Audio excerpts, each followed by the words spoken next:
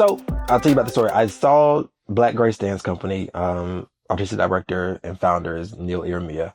Saw the company in 2010 at the Cultural Olympiad, which was right after the 2010 Winter Olympics in Vancouver, Canada. Saw this company, blew my mind.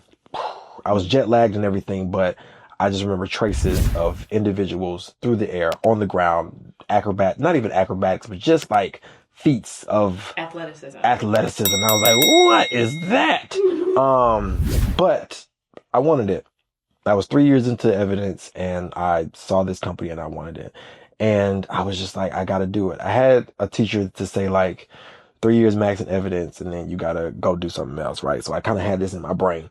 But I just saw the company. And I was like, that's it. That's the next thing I want to do, because in evidence, there was just so much, cultural, traditional movement and integration into a contemporary form.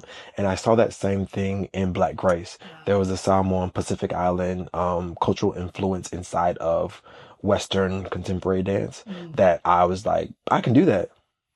I can do that. I think I can do that. I can do that. So I stalked the company. I ain't gonna hold you. And that was before Instagram and all the things were really like pumping. Facebook. So found out what they were, found the website, sent my information, collected what I could as like a press packet for me, and I sent it and was like, hey, I saw that you had an audition, here are my materials, things like that. And so I did that process for 3 years. 3 years. Every kind of quarter. Persistent. Well, taught by HBCUs, because they go, you can't do this, you can't have that, and then you be like, but I need it. I gotta have it. I need to. No, y'all, this gonna happen. Yeah. But then at the time I was really heavily into church. And so the church that I was going to, CCC, Christian Cultural Center in Brooklyn, they would have different artists come in. I mean, not artists, excuse me. They would have different preachers come in. One was, from a church in New Zealand. And I was like, oh snaps. Like, there's a sign from God.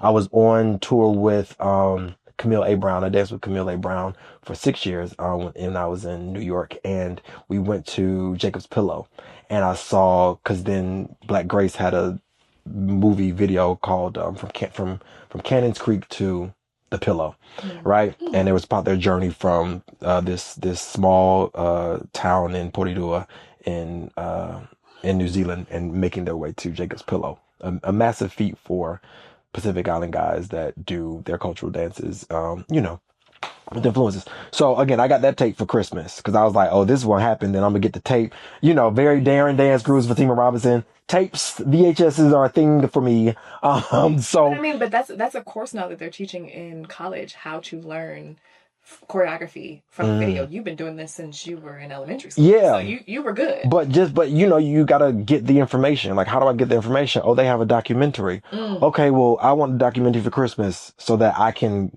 get to know what it is that I'm trying to get into, right? Studying and research. You have to study and research. How am I gonna get there, right? But I was at Jacob's Pillow with Camille A. Brown performing, and then in the dressing room they had, you get to draw on the wall and do stuff like that, and they had an Auckland skyline, and it was Black Grace, and I was like, oh my God. And so I was like, Jesus, laying hands, man. I was like, Jesus, God, you go, may so that happened. So a healthy bit of delusion, right? Absolutely. It comes back, right? And so, but I just kept, but emailing every time they had an audition notice, I would just check in the website. Every time they had an audition notice, I would send my stuff. And, when I finally got to the company, they were like, this guy Otis keeps emailing. He's emailed again. And they were like, just away with him. And so they gave me something. I was like, cool, no problem. Another 3 months will come pass by. Hey, y'all. So, hey, saw that there was something happening in just checking in. Right. And I'm sure they were like, who the hell is this crazy person that's doing it, right? So eventually, fast forward for those 2.5 years, 2013, they were doing a U.S. tour, and U.S. tour, and so then I sent another email prior to that, and because they had an audition, they were like, if you find yourself in New Zealand, come take class. If you know where New Zealand is on the map, don't nobody find themselves there unless they are respectfully Moana and finding their way through the oceans of the South Pacific. Ain't no way you gonna find yourself in New Zealand, especially being African, and this is another cultural thing of like being an African-American man, you don't know geography, right? Or you have an idea of it, but you might not have had the opportunity to travel. Yeah, in that regard. So, or just know that is a whole country with a whole culture, culture of things that are applicable in some way to you. So I'm just like, I ain't gonna find myself in New Zealand, but because I was like, we're at the company I'm with is performing at the Joyce at the moment. You gotta play that role. You know what I'm saying? Like I ain't just out here running the mill. I'm doing something, right? My company's at the Joyce at the moment, so I'm not going to be able to do that. But I know that you all are coming to Seattle, Washington. May I come and take class at Seattle, in Seattle, something like that? And I'm sure they were like, too close for comfort. I don't know about all that. But eventually they said, yes, come take class. I was like, bet. So it literally, I think we finished the Joyce on that Sunday and somewhere on that next weekend because we had the time off. Ooh, I'm exposing myself, but it's fine. Because like I said, you got to be transparent in some ways, but not all the time because you can't always be, but you got to be as best you can. You have to be smart. You got to be smart. You got to be smart. Don't be dumb, but be smart. But also don't be conniving. Yeah. You got to find a balance. There's a very delicate balance. Okay. All right. Facts. So I went to the company. I went to show them what I had. Got my ass handed to me. It was the hardest thing I ever done. I ain't gonna lie to you. It was the hardest thing I did. And I'm talking about it was hard. Took company class, which was before their performance, and I was like, oh my god. And if you've been to the University of Washington, that stage is massive. Massive stage. And I'm talking about we were going down, we would go across the floor diagonal, run up to the upstage steps and then go down. And with there, it was like every 8 counts. Like somebody has to be going every 8 counts. So literally you're doing the step, you got 8 counts because the next group is going in 8 counts and you need to be on the other side going. So we're running a track race for this thing, right? So we're hitting it, and I'm keeping up. I'm doing my best, right? Now, after all this hour and a half class, I'm tuckered, right? And then they're like, okay, well, here's a phrase. And I'm sitting here like, and I was like, okay, because you're like, I gotta show and prove. You've come this far. Yeah. Like I've been looking at them for however long. And it's like, if they trying to give me some choreography, well, baby, you got to find it. You got to find it. So I had to dig deep. Yeah. Very deep. But did it. All that 7 minutes, saw the show. It was amazing. Blew my mind again. And then Crazy Me was like, I know that you all, cause I knew the schedule. I know that you all are coming to, Virginia, in March or May or April, something like that. May I come and see you guys there? And they were like, but they were like, sure. And I was like, cool. That was a weekend. Lovingly, evidence only rehearsed until on Thursday, Tuesday, Wednesday, Thursday. Best schedule ever. And then went that Thursday, I think that Friday. Flew to DC. My dad worked for Delta at the time, or was retired from Delta. So thank you, Delta. And flew to DC, rented a car, drove to Virginia, went there, took class. I did better, but took class, did that, and then there we had a chat about, being offered a contract. So, wow. Yeah. And so then that was 2013. And then, yeah, but that's long story short. Oh, that was a long story. And that's how I got in. That's how I got the initial contract and then did that and then got in. And then I was in the company for 4 years. Wow. 4 years. You put in very concentrated, focused, persistent effort. Yeah. Because that's what you wanted. That is what I wanted. So I just want to say, so for those of you who are told no once, are told no twice, are told no 12 times, how many years was this in the making? This was 3 years. This was 3 years in the making. I started in 2010, and I didn't get into the company until 2013. Mm-hmm. Just take that. I had to take flights. I had to stay with people that I didn't know.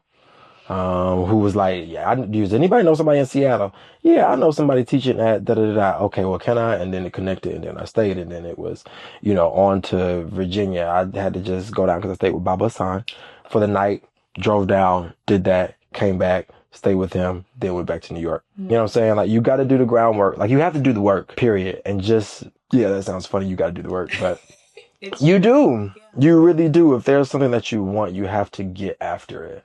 You have to get after it. And on again that slight delusional that we're talking about, but and I wasn't going in it any way cocky or whatever. I wanted it. I desired it. I wanted the next bit of time. I did want to live abroad, but I was like, I want this. And there have been too many signs, God, this, that, and the third, that I was like, okay, then this can happen. Yes. This can really happen. So I'm gonna go for it. Yeah. Wow. I mean, I was thinking about how I started in dance of, if this was, I'm punching above my weight, but I think I can do it. I'm gonna go for it. Yeah. So I think that's how dance, not to be trying to wrap this up, because it's not, but that's how dance kind of, I would say, treats you / gives you this gusto, this type of confidence, this type of assurity, this type of faith-based kind of active action that has to be, you have to believe it, and you also have to do the work. They said what? The word says faith without works is dead, okay? Do the work. And God will take care of the rest. The universe will take care of the rest, because they're like, oh, okay. Oh, we doing it. He's still here. Okay. Okay, well, everybody, is very, what's that, in and out, where it's like, okay, this is what's happening. And so then everybody's got to get into play. That I feel like the universe is conspiring to then put all these things into place so that when it does happen, it may not necessarily be the smoothest, but it's smoother than what it would have been at any other time. Or it wouldn't have been any other time, because those things are not in play at the time, right? And so that's how I feel like my career has been working, is that, because I still desire things. There's things that I am like, yes.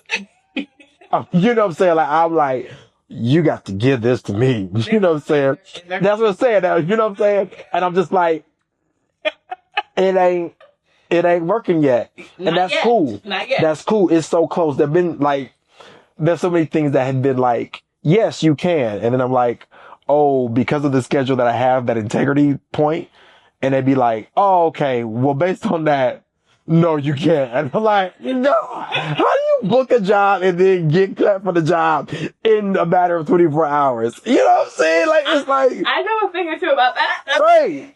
Yeah, I think it's also one of those things of, when something is supposed to be for you, the timing, like I feel like God's time is perfect. Absolutely. So when it's supposed to happen is when it's going to happen. Yeah. And so our job is to keep ourselves together, stay in shape. For sure. Keep moving, keep doing the work, keep building relationships, keep on creating, regardless of, the audience presence or not, like, or the screen time. Like, make sure that you're doing those things so that you are ready when it is the time. Absolutely.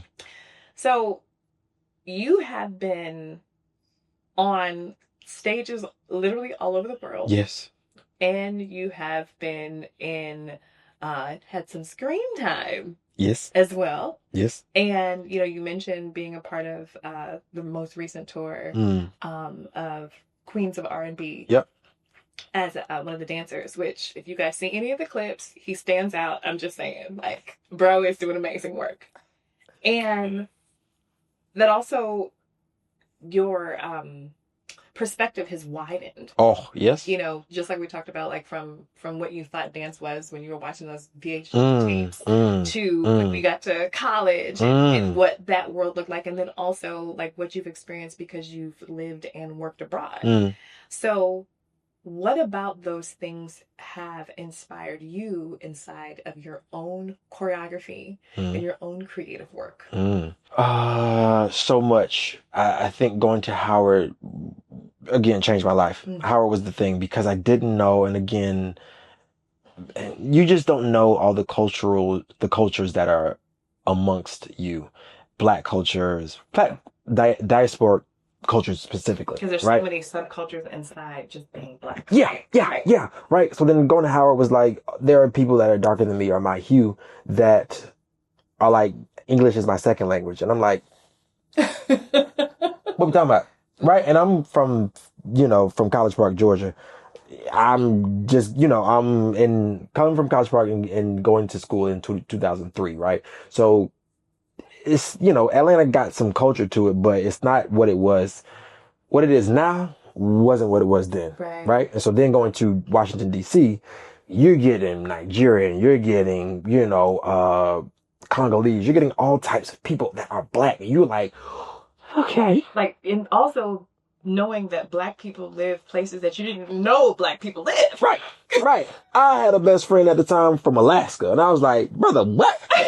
There are black people. You know what I'm saying? Right. There are black people in Alaska that coming from like Mississippi and all this stuff like that. So it's like, what? Mm-hmm. So that started. And then again, because the curriculum was heavily African based, Senegalese tradition, Guinea, all the things, Afro-Cuban, Afro-Haitian, Yoruba practices and all that stuff. So that was one, right, Donovan, all that thing. So premise and all that stuff. So that started. Going to evidence opened it more because then we got to do a Dance USA month tour to Nigeria, South Africa, and Senegal, right? And that was my second time going to Senegal because I had gone to Senegal and Mali in school. Then I had gone to, with my brother, he was doing, trips, and I had gone to Bahia, right? And then because I'm in the research, I'm in that university, it was like, if you going away, you gonna write a paper, you gonna write a thesis. And I remember that presentation. Right? That was my presentation of Santeria and, the intersection of Yoruba culture and Catholicism, which if you celebrate, if you're practice Catholicism or know anything about, and that's the deal. It permeates because then you're like Trinidad Carnival or Carnival itself is based upon these practices and these religious bases. Mm-hmm. Right. And so you're like, oh, and then you got dances, connected to all that. Every single one of those. So you're like, okay, whoa. So it's just this much information. And then reading, I think it was Dances by Gerald Jonas, Mm-hmm. Dancing. Yeah. And so then that reading about Pacific Island, Cook Island culture, I'm like, okay, yeah, cool. Mudras and, or movement, slapping of the knees, things like that. So then it happens. And then I go to, see this company. I'm like, what is that? I'm trying to get in that. And then you go and you're like, oh, all of these rhythms, all these things are from Cook Island, from Samoa, from Tonga, from Fiji. And you're like, whoa. Tukalau, like all these, like, Vanuatu, like all these things. You're like, who is someone did? And then there's all this connection about Fijian culture, wearing afros and things like that, being an influence on African Americans during the 60s.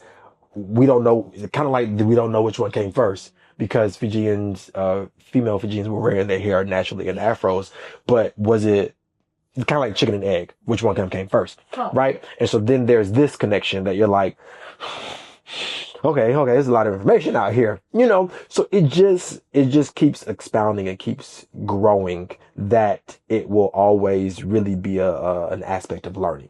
I think it's just wanting to explore because specifically in New Zealand, I saw so many references from like even, hands and lamba and all that stuff to then, Samoan, Siva Samoa. And so there's this affectation and this beauty of, hand gestures and movement because I had to do it. I had to be Samoan. This black man had to be Samoan in the country, in New Zealand, but then bring this culture back to America when we do the American tours. So I'm African American doing Samoan, not even portraying trying to be Samoan, but right. But then so there's this interesting cultural exchange in my own being that's happening. But then because of my time there studying Pacific Island culture, there was this thing of like what other Africanisms exist inside of the world itself. So there has just been, and for me, even in my kind of like, I call it African styles or my choreography, is that coming from the West African base that I grew up in or learned a lot of my movement from, there's that, but then also where does that intersect with, for me, Pacific Island dance, but then also other dances and other cultural based dances. So that's how that has really impacted me on my current journey, but then also the wanting to still be, on stage with the Queens of R&B and things like that. But I would say my approach to movement and again, my contemporary background allows me to then be a little bit, I would say, more stable and have the training to, once I step off stage, I need to be stretching. I need to be rolling out in the midst of waiting to get back on the tour bus to go to the next space. How am I keeping my body up? I think there are those aspects. We were rehearsing, on a floor that was mainly cement, and like, how do I turn, do these different things that don't impact my knees and my joints and stuff like that? Because you're putting together a hour and a half show in 3 weeks, 3 to 4 weeks, give or take. Yeah. So we ain't got time for a whole bunch of other stuff. No. Let's get this party started. So how can I still give the energy without flat foot stomping that's sending shockwaves through my body for 8 hours on a day? I ain't gonna stomp that hard. Or I can still give that without giving everything else, without that thing. So in that way, there's so many contemporary, I feel like, things that had I just gone to learn, that I may not have the sensibility to be doing it. And I would say I can get that first tour until I was 39. So I'm kind of on the tail end of my career, but it's like, I'm seeing people younger than me break down. You know what I'm saying? Like, oh, my back, like my back, like my back, da, da, da. And I'm like, baby, that's why I'm on this lacrosse ball in the morning before this rehearsal starts. And that's why anytime we have a break, I'm back on this lacrosse ball. I'm rolling these things out. I'm in a stretch. I'm into something because I'm hitting this core. I'm hitting this plate before we start anything, because respectfully, a stretch warm up for the day is not gonna get me warm. You know what I'm saying? It's those things, but that's what I need to do for my own body. You know what I'm saying? And that's because I ain't 25. I ain't 28. That I'm not warm. You know what I'm saying? I'm not warm, and no disrespect to anybody. Like, it's just that. So, and then at some point it was like, hey guys, we need to beef it up a little bit before we hit this tour. So then it was like, okay, now we got to get the weight training back in, because I, taking a bit, because I was like, what is my body doing? So then we had to incorporate that, and not even on some like, I got to be hitting my PR, but I got to do a little bit of something, which then if I can get it before, that means I'm already going to rehearsal having already been warm. Mm-hmm. So then that way, whatever we need to do as a collective that's not the first thing I'm doing for the day. And then once this rehearsal is over, I can go sit my pool, I can go sit my down, and I can begin that recovery, because I'm only going to have to do this again tomorrow. Yeah. So in those ways, it has influenced my my own personal artistry. It has influenced my retention, my maintenance. All of those things are in play, that have to be in play to still, because there are things I still want to achieve. In order to do that, I must be ready to do it. I'm so glad that you said all that, because that actually answered my next question. Yep. I was going to ask you about your wellness routine, and it's so amazing and so absolutely necessary to hear someone say that the stretch routine is not going to get them warm. Like, I made a cameo in a performance this past week, and I was in a plank because I knew that I had to warm up from my core to my extremities, because otherwise nothing was going to get warm. And it's not so much that, and I'm in the gym. Yeah. I'm in the gym. And the things that I know now to do in order to take care of my body require cross training. So the kind of cross training that any other athlete has, dancers also need. And I think that there's been a lot of mixed information, over the years about like how do dancers take care of themselves, and putting more emphasis on training your body, fueling your body, and preparing your body for what it needs to do versus just what it needs to look like. Right. And I think that that's something that you are doing an amazing job of. Amazing job. And so I'm so grateful that you said those things, and you have had a very, very full and long career, and you're not done. So, I'm not. So, take heed to this. Like, think about the things that he's saying, because this is proof. This is evidence. Okay? This is evidence that those things, doing this type of work consistently, will help you to be able to continue doing work. So, no, thank you for that, because, whew. Yeah. Yeah. Yeah. I was. Yeah. Nah, you go for it. Go No, for it. no, it's Well, no, because I was just like, there used to be this stigma about there's only so much time that you have as a performer. Like they used to, and stigma or just thought of like, baby, after a while you're gonna have to hang it up. And it's something I think that we need to talk about more often because it's something that even mentally I think that we battle with. Like, okay, because we have this conversation all the time. Like, I've had the privilege of seeing some of his audition videos, before he sent them in, and my thought sometimes is like, yo, like, how are you still killing it at this level? It's inspiring and it keeps me going to the gym. It's inspiring, but it's also a reminder that, if you don't use it, you will lose it. Yeah. But if you maintain it, like the things that we know about our bodies as far as being able to hold on to things because of technique, because of training, because of foundation. Yeah. Like sometimes you just have to go back to demi-plies. Absolutely. Like you got to get your alignment together. You have to do those things. And so to bypass the basics or the foundational training for the sake of all of these other fancy, when I say fancy things, I just mean these things that become fabulous because they seem complicated and spectacular. Right.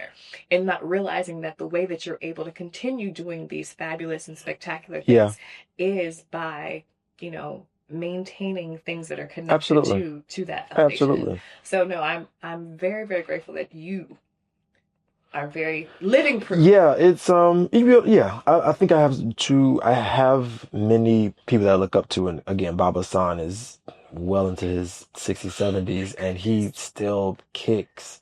He still rocks. The knee gets to 90. Absolutely. Like he had a knee surgery not too long ago, but I believe about a year and a half ago. Yeah, and now he's like, what? The knee is done. We're on the stage. And I'm like, oh yeah, all right. He's like, yeah, that's been done. He's like, that's been done. So I'm like, okay, but then, at the same time, like I've said, like there are things that I just don't do. Like a burpee, I ain't done a actual burpee. Nah, it don't do it. I'm going to modify it. Unless it's just needed to be done choreography wise, and I'm always praying like, Lord, don't let this burpee take me down. You know what I'm saying? But I think that's also the thing of, cause I think about, as we talked about before, things that are for you. And I go, there's some, choreography or some shows and performances that I'm like, man, I wish I was, why didn't I get to do that? And it's like, well, probably because they had to do some crazy shit before to get this thing. I'm like, baby, you ain't got it. And that's okay. And that's fine. We ain't asking you to do it because you ain't in it, But I also feel like it's coming. It's coming, and I'm going to be able to do it all. And people are going to be looking at me like, brother, how? Again, in that tour that I did, we had to do some partnering and some lifting and stuff like that. And a lot of people don't practice partnering and lifting anymore because it's just not a thing. You're not going to a hip hop partnering class. Like, who's doing that? But you need it because if somebody's asking in many respects to lift and to do because they need it, a lot of people don't have it, and it puts everybody in a frenzy, And again, that, we had to do something really basic. I say basic, but using, centrifugal force and motion of letting somebody go down, rotate, and come up, right?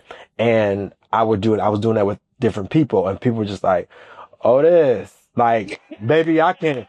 All day with you. I can do that. You make me feel confident. And I'm like, well, that's my training. Like, I don't know how to not take care of my partner in that regard. Let me tell you something. I will never forget this. We were in Sandra Fortune Green's class, and there were probably about 8 people. You talk about when she went down the line and made me look. Oh my God.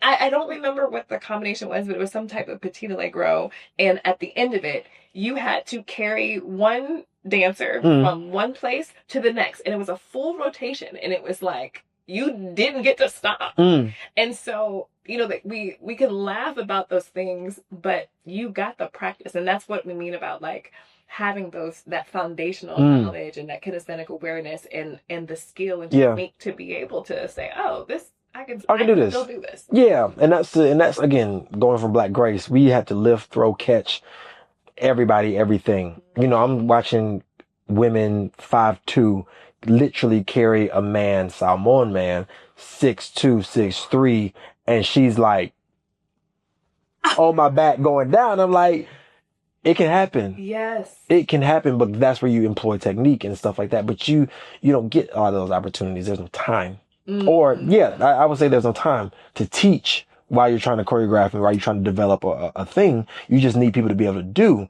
But also need to be able to tell somebody how to do it. Right. And some people are not aware of that because that is not their training. That's not their background. Yeah. Right. So it's just, I'm fortunate to have had, again, such a wide career where it encompasses so many things that are practical. And granted, because I'm just stepping into this, commercial style of dance to where I'm still not known or whatever like that is what it is. But when I'm in the room, I have so much to go from, and I know that I'm going to make anybody feel extremely secure in what there is because of all the training that I've had prior to. Now, granted, you're not going to throw my back out. You're not going to throw this. So, yeah, you got to hold yourself.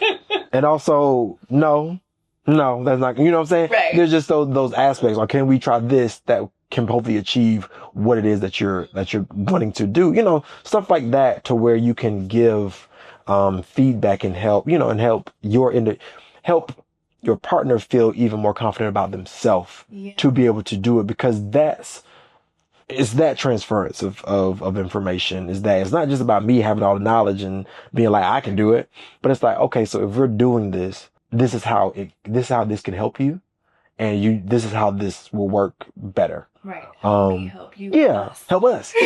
Help it all. Yeah. Right. No, that's what we need to hear. So, and especially in a time where there's so many trends or things that are happening dance-wise that are trendy and not necessarily helping the health of dance practitioners and dancers. So my next question is, what would you say is going to be a part of Otis Donovan Herring's legacy as a dance artist? I don't know what they're gonna say about me. What would you like your legacy? Man, what would I like my legacy to be is I had a choreographer or a teacher say that I would go far because I'm willing. Right? And I would full-heartedly say yes, I've been willing. Willing to do the free, willing to do the low pay with some regards, and willing to teach along the way, and willing to give would be my where it is, and willing to hit the step, baby. No, it's like, but yeah, I think it's the will to explore and the will to discover have been really the attributes that I've grown to be about, and that I would want people to have the legacy of, is to be that he was in a room and he was there. He was, and not there like just there, but really giving, the will to give, the will to explore and to discover and help and be of assistance. Because I think that's why anybody's in the room, is that I'm hoping that is what we want people to do. We want people to help explore. It's 8 counts to this counts to this counts, but I want to do a canon this way and that way.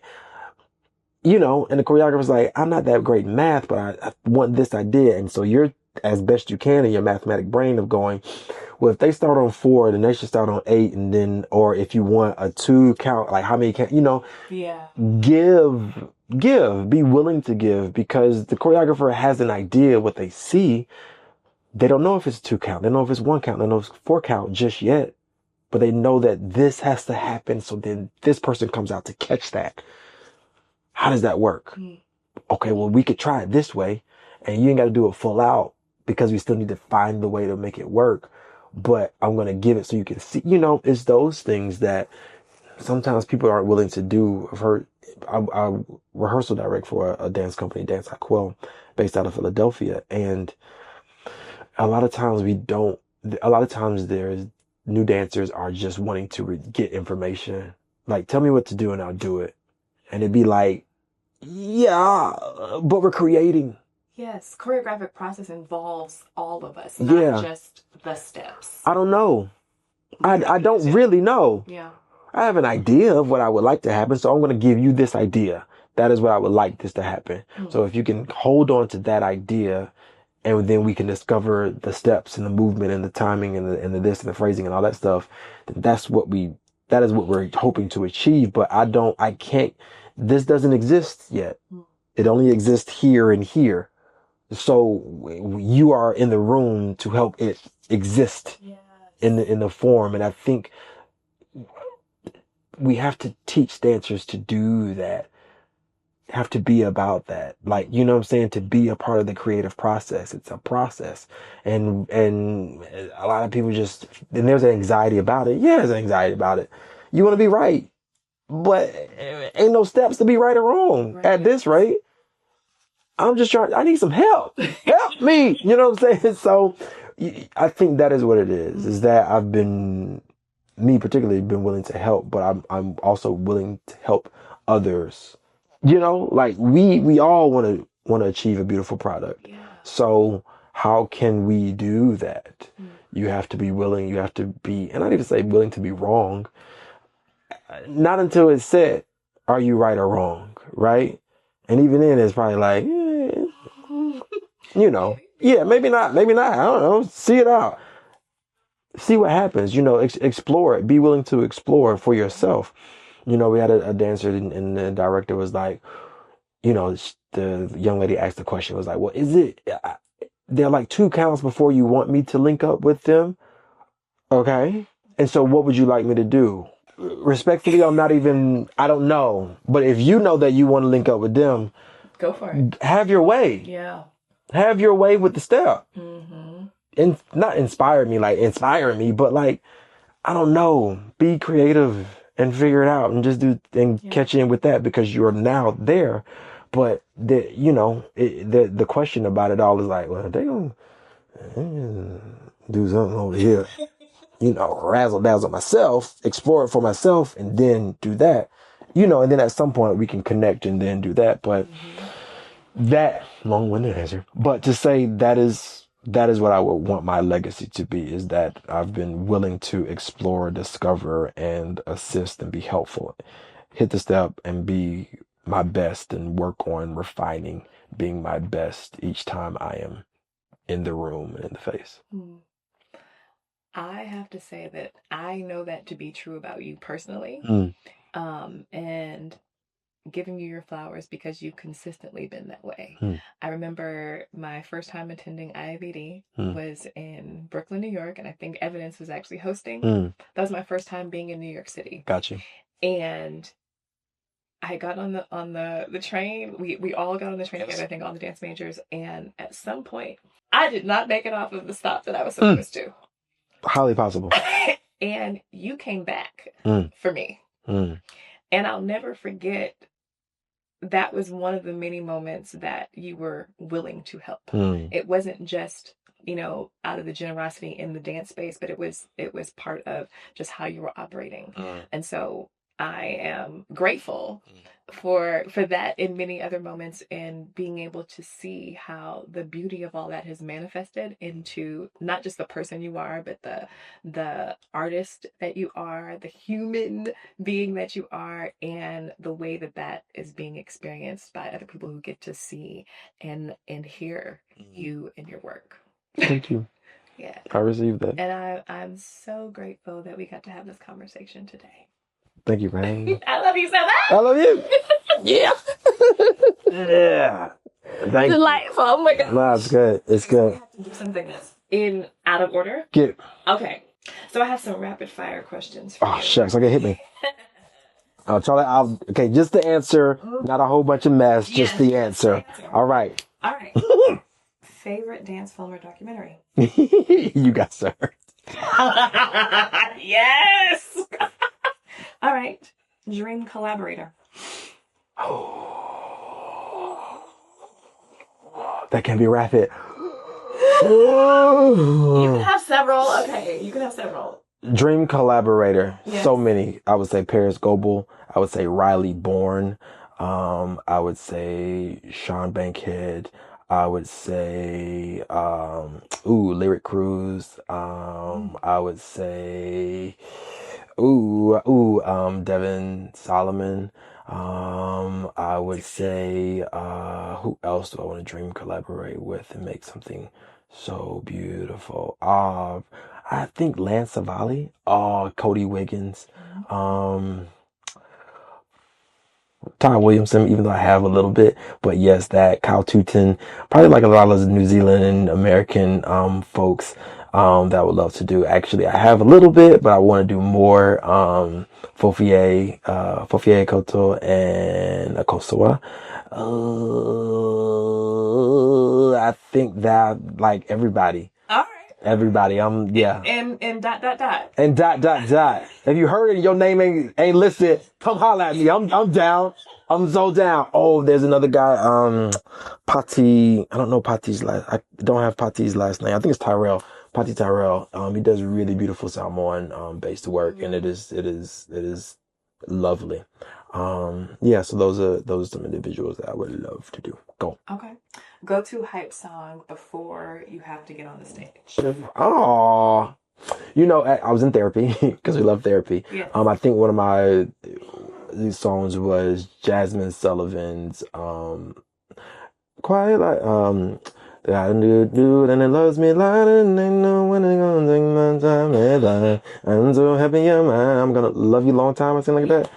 That's probably one of my hype songs, or that was one that we worked on doing positive affirmations in Southern therapy. So I would say Jasmine Sullivan's Like Me Long Time. All right. Favorite city to perform in? Favorite city to perform in? That's Atlanta, period. Atlanta has the energy that is unmatched. Even as a concert goer, Atlanta is a city that is unmatched. And so it would be Atlanta and it's home. So yeah. Love that. Okay, last one. Ooh, hit me. Best piece of advice that changed your career or influenced your career? It would probably be the willing one. Stay willing. Be like the most, like, you'll go far because you're willing, and that's what I've said before. And probably my mom a little bit, even though I didn't get it. I get it now more so than anything. Start with the end in sight. Is definitely one, because even though you don't really have you may not have all the pieces together, but you know what it is that you will want to do. And so if you're like, how do I get to that thing? And it probably was just in me already of writing and drawing, and if I can go to be a doctor, then I can go be a dancer, like those types of things that you, the end goal is to be on stage with whomever or whatever and doing my best, my big one. Yeah. So start with the end in sight, and based on that, you can get there. Well, on that note, we're going to keep the end in sight. And thank you very much.